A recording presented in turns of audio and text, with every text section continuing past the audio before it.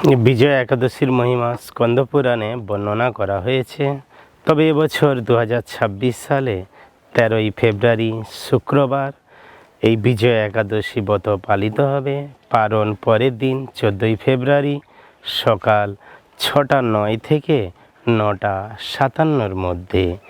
এই বিষয়ে শাস্ত্রে বর্ণনা করা হচ্ছে, ভগবান রামচন্দ্র যখন সীতা দেবীর বিরহে কাতর হয়েছিলেন, রাবণ যখন সীতা হরণ করে নিয়ে গিয়েছিলেন, সেই সময় ভগবান রামচন্দ্র, যদিও তিনি পরম পুরুষোত্তম ভগবান, সব কিছু জানতেন, তা সত্ত্বেও বকদা লব্ধ নামে ঋষির শরণাপন্ন হন এবং তার কাছে জানতে চান সীতার বিষয়ে এবং কিভাবে তিনি এই ভয়ঙ্কর সমুদ্র পার হবেন সেই বিষয়ে জানতে চান। তখন বকদা লব্ধ ঋষি বলেন, আপনি বিজয়া একাদশী ব্রত পালন করুন, তাহলে আপনার সমস্ত অভীষ্ট পূর্ণ হবে।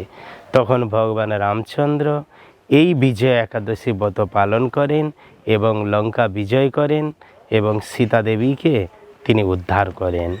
সেই জন্য আমাদের সবার উচিত ভগবান রামচন্দ্রের পদাঙ্ক অনুসরণ করে বিজয়া একাদশী ব্রত পালন করা।